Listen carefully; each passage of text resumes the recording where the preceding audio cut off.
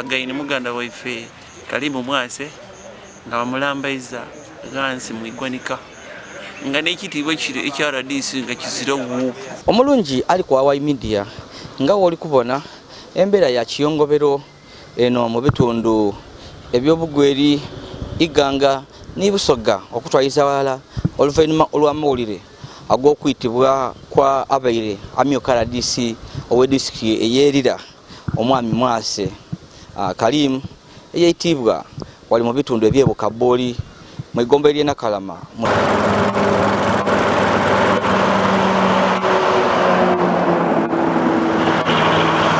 Ngakali kuwebwa mulimo gwa amyuka RDC erira Mwase Kalimu tukitegeereko nti yali mobilizer mu kibiina kya NRM era yali musada wa amaani ino ng'akola emirimu gye mu bitundu ebyobugweri era nga batukobeire nti ono abeere mwana nzalwa ya bugweri ng'ebiseera bisinga aba idudi wabula oluvannyuma olw'okumuwa ekifo kino ekya amyuka RDC owerira Mwase Kalimu ebiseera bisinga abeere nga aba erira nga yakolera emirimu gye.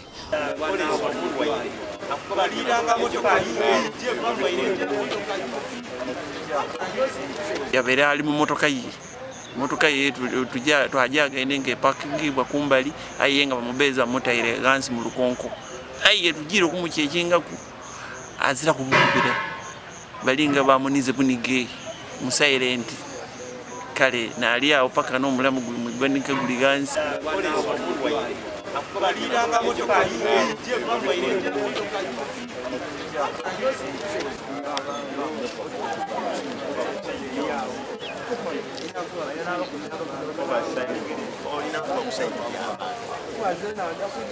Poliisi tukobeire nti Waiswa Kalimu yasose kuba na lukiiko mu bitundu ebyobugweri era webamaze olukiiko saawa nga ndala ey'olweigulo ye ni baine basazeewo nti baje bafune kuku okulya ekyeigulo mu bitundu eby'Iganga era emotoka davuire bugweri deida mu kibuga eky'Iganga wabula tibategere kikyene ekyabeerewo wabula ekyamaze ku bantu ebyewungula n'okufuna amawulire nti Mwase Kalimu nti afiire mu bitundu eby'ebukaboli.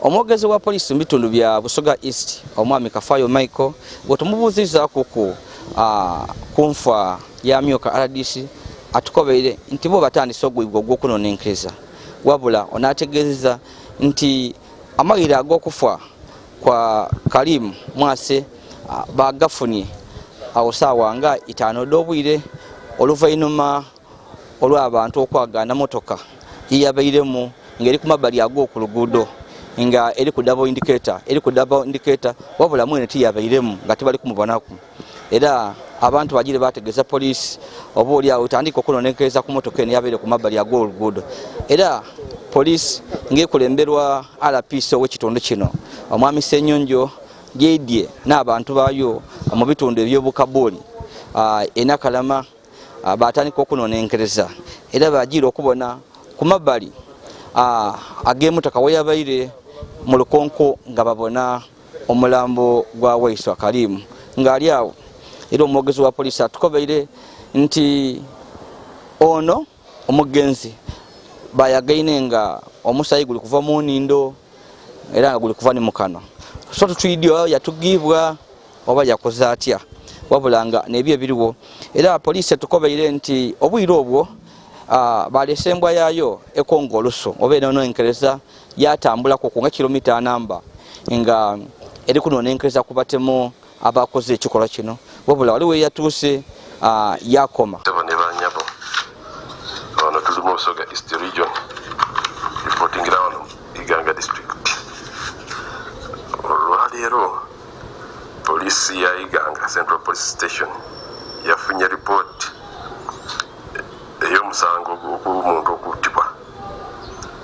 Kino kyaguddewo ng'ennaku z'omwezi 11 olunaku lwajo omwezi gw'okutaano 2025 ku ssaawa 5 ez'ekiro ku kyalo ekiyitibwa Bukaboli Nakalama parish Nakalama County Muiganga District. Kitutegeezebwa nti nga 11 ennaku z'omwezi gw'okutaano mwaka 2025 ssaawa 5 ez'ekiro nti waliwo motoka ey'ekika kya Sienta nga nzirugavu mu kala yaayo. Registration number yabadde UBH 89L yabadde ekozesebwa Mwami Mwase Karim kati omugenzi ono yabadde assistant RDC w'erira yabadde avuga motoka eyo yasangiddwa ng'epakingiddwa ku Iganga Tororo Highway mulimu ne zino ze tuyita double indicators ng'amataala gaakayaka. Ekisumuluzo tekyabaddemu n'omugenzi teyabaddemu mu motoka eyo. Mukulu Kakaire eyapangisiza motoka eyo okusitula omwami oyo Mukulu Kakaire Abdala Nasiru assistant RDC w'Ebugwiri yaze kusiri n'asanga nga motoka eyo epakingizaawo n'asalawo afune breakdown esitule motoka eyo gitwale gijjebwawo naye abakozi bonna babadde ku breakdown eyo omu yagenze n'atunula n'alaba omulambo guli mu trench ku side y'oluguudo etali ku motoka eyo weepakinze oludda luli opposite. Kati lwayise bane ne bagenda ne bakebera ne bazuula nti guno omulambo gwa Mwami Mwase Karimu nguli awo mu trench ne bakubira poliisi n'esitukiramu mangu. Poliisi yaze n'aba intelligence baayo n'aba CID n'abembwa naye nga bakulemberwa mukulu SSP Abbas Senyonjo RPC wa Busoga East. Era bagezezaako okukunga olusu embwa yatambuddeko kilomita namba n'eremerera okuzuula bw'abano abantu gye baddukidde. Ne bavaayo ne bakomawo ne basitula omulambo ne bagutwala mu Iganga Hospital bagenda bagwekebeeje bakole postmortem balabe kiki ekyagutuusiddwako kiki ekyaleese okufa. Naye omulambo guno gwazuuliddwa nga guliko ebiwundu era nga n'omusaayi guva mu nnyindo ne mu kamwa. Bagusanze ogutwala mu hospital. Naye ekyazuuliddwa nti ate omukulu RDC w'Iganga Haji Sadala Wandera ye yabadde ayisa olukiiko lw'aba RDCs bona ne bassat RDCs bona abasibuka mu Bugweri ng'ayagala ababuulire nti asazeewo okwesimbawo nga MP wa Bugweri. Naye mu lukiiko olwo ate yagenze n'azirikamu n'afuna ekimpe ekyamulumbye n'azirikamu. Awo kati ne bamuddusa ne bamutwala mu Imperial Hospital mu Iganga awo yagenza okufunira obujjanjabi. Abagenyi be bonna ne basalawo ne bavaawo bagende bafune ku kyeggulo mu hoteli gye bayita Sana wano mu Iganga. Awo zabadde saawa emu y'olweggulo era n'ono Mwami Mwase yasembeyo okulabikako. Oluvannyuma ogenda kuddamu okumulaba ng'afuuse mulambo bamusudde mu trench.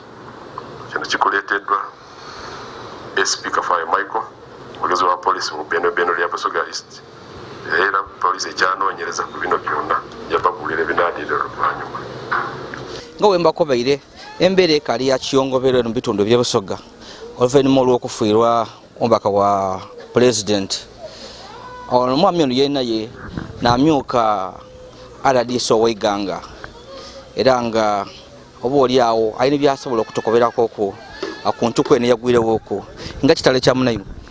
Kitalo ino ekikanga bakyagwirewo amayina ninze Dauda Kato ninze Deputy RDC wa Iganga ekikanga bakyagwirewo era twafunye amawulire ago twasindika poliisi sobola ku estimatinga saawa aye bankubira isimu na ati waliwo omuntu afiire twasindika poliisi yajja ku ground era poliisi yatwalayo n'embwa yaife canine dog era omulambo ogwo baguleeta mu mochale enakavule era tuli wano mu mochale tuli kulinda postmortem report aye nga ebisingawo katulinde poliisi ekola investigations sabusaba abantu babe bayikaikamu.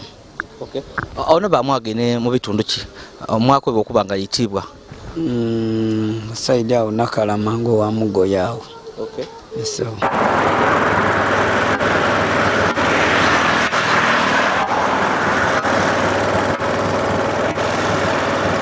byamawire ganako ag'okuyitibwa kwa Myuka RDC ayafiire mu mbeera embi nga bakikose mu bukambwe.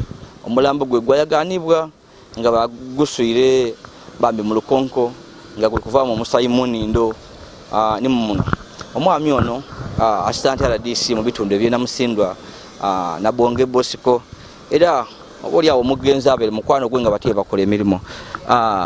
Kitale ky'okufiirwa mukwano gwe Kitalo Mwami Yazidi omuntu oyo abaire mukwano gwaife Mwami Mwasi Abdul Karim nga mukwano gwaife ate n'omuntu omwikaikamu omuntu azira gundi ntondo watuuka abantu asobafa yepoya tafa italagani kyali tusalirwa ilo ofisi ya president ni comrade Munaifu oyo ngumi ya family ya mugenzi Karim nti bagume entuko ya Karimu oba oli awo izo kubanga naye yabaire tusengo nakwaje okufiiraku ayenga tusaba era tuliwalala nashi no mugenzi oyo ngaife ofisi ya president nga family ndala tuligo naye kuva buye tuli naye wano kuncho tuli naye wano era paka ngano zo kumuwerekera ja kuba naye. Okay. Yes sir. Tuyanziza kali heshemala omukulu oli Mwami Bosco na Bonge omukumikwano ja Mwasi Abdul Karim abere Amyuka RDC mu bitundu ebyerira nga tukali wano kwiganika nga wenkobere omulambo guli gano Mwasi ona koledo yabaire mulamu mikwano je yabere kunaye nga bawaya bakola kinga mulamu yabaire n'olukiiko olwabe lwetayibwa mu bitundu ebyobugweri nga Mwasi mulamu wabula oluvainuma abire bizibu ebyabairewo olukiiko lwayika yabaire alwese yafunye mu kwekirwere ba musamu idwaliro aiganga so Mwasi ni baini nge baba yabedye mu lukiiko bakaye tujje mu kibuga eky'Iganga tuliye kwekyeigulo era awo tutudiki cyane kikyabairewo amaire geto asembi okutege okufuna ni police ge yafunye dabesa wanga 5 nga bakwati emotoka